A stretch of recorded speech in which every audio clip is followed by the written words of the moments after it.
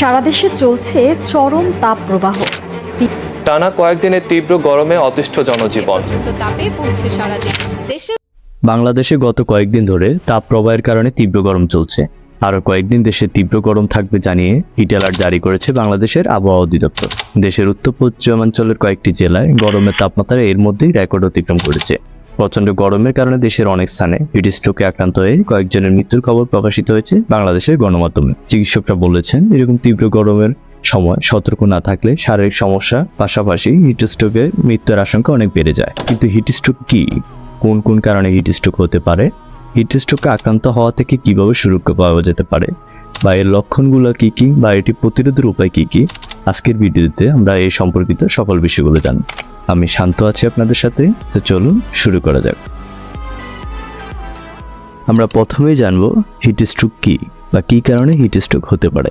মানুষের শরীরে স্বাভাবিক তাপমাত্রা 37°C বা 98.4°F। কোনো কারণে শরীরের তাপমাত্রা বেড়ে গেলে রক্তনালী প্রসারিত করে অতিরিক্ত তাপ পরিবেশে ছড়িয়ে দেয় শরীর। ঘামের মাধ্যমেও তাপ কমায় শরীর। তবে প্রচণ্ড গরম ও আর্দ্র পরিবেশে বেশি সময় অবস্থান বা পরিশ্রমের কারণে শরীরের তাপমাত্রা 105°F ছাড়িয়ে গেলে হতে পারে হিট স্ট্রোক। শরীরের তাপ নিয়ন্ত্রণ ক্ষমতা তখন নষ্ট হয়ে যায়। কোন কোন লক্ষণগুলো দেখলে বুঝবেন যে আপনি হিট স্ট্রোকে আক্রান্ত হয়েছেন, বা আপনার সামনের ব্যক্তি হিট স্ট্রোকে আক্রান্ত হয়েছে?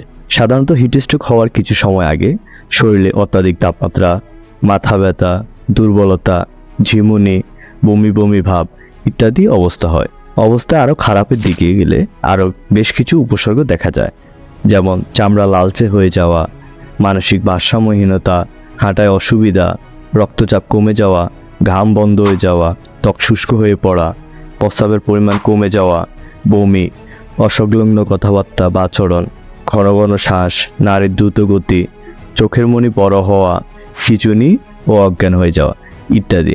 এসব লক্ষণগুলো দেখা দিলে বুঝবেন আপনি কিংবা আপনার সামনের ব্যক্তি হিট স্ট্রোকে আক্রান্ত হয়েছেন। উক্ত লক্ষণগুলো দেখা দিলে এরকম পরিস্থিতিতে কাউকে যদি আধা ঘন্টার মধ্যে ঠান্ডা করা যায়, তাহলে বড় ধরনের ঝুঁকি থেকে রক্ষা পাওয়া যেতে পারে। ব্রিটেনের জাতীয় স্বাস্থ্য সেবা বা NHS এ বিষয়ে কিছু পরামর্শ দিয়েছেন। রোগীকে যত দ্রুত সম্ভব ঠান্ডা জায়গায় সরিয়ে নিন, তাকে শুইয়ে দিন এবং পা দুটো সামান্য উপরে তুলে ধরুন। প্রচুর পানি কিংবা অন্য ধরনের পানীয় খেতে দিন। তার ত্বক ঠান্ডা করার ব্যবস্থা করুন, যেমন শরীরে ঠান্ডা পানি ছিটিয়ে দেওয়া কিংবা স্পঞ্জ দিয়ে গা মুছে দেওয়া, বা তাকে ফ্যানের বাতাস বা কৃত্রিম উপায়ে না পারলেও প্রাকৃতিক উপায়ে বাতাস দেওয়ার চেষ্টা করুন। ঘাড়ে এবং বগলের নিচে বরফের প্যাকেট রেখে শরীর ঠান্ডা করতে পারেন। আধা ঘন্টার মধ্যে স্বাভাবিক না হলে হিট স্ট্রোকের ঝুঁকি বেড়ে যেতে পারে। তখন জরুরি ভিত্তিতে চিকিৎসকের সঙ্গে যোগাযোগ করুন। মনে রাখবেন, কেউ হিট স্ট্রোকে আক্রান্ত হলে তার শরীরে ঘাম নাও হতে পারে, তার শরীরের তাপমাত্রা 40°C ছাড়িয়ে যেতে পারে এবং তার জ্ঞান হারিয়ে ফেলার সম্ভাবনা খুব বেশি থাকে। তবে গরমের দিনে বেশ কিছু নিয়ম মেনে চললেই আমরা হিট স্ট্রোক প্রতিরোধ করতে পারি, যেমন ঢিলে ডালা হালকা রঙের সুতি কাপড় পরা, যথাসম্ভব ঘরের ভেতরে বা ছায়াযুক্ত স্থানে থাকতে হবে। রোদের বাইরে যাওয়ার সময় টুপি, ক্যাপ অথবা ছাতা ব্যবহার করা উচিত। প্রচুর পরিমাণে পানি বা খাওয়ার স্যালাইন অথবা ফলের রস পান করতে হবে। রোদে দীর্ঘ সময় ঘোরাঘুরি করা যাবে না। গ্রীষ্মকালে তীব্র ও দীর্ঘ শারীরিক পরিশ্রম অবশ্যই এড়িয়ে চলতে হবে। উৎসবের কেনাকাটার সময়ও সতর্ক থাকতে হবে।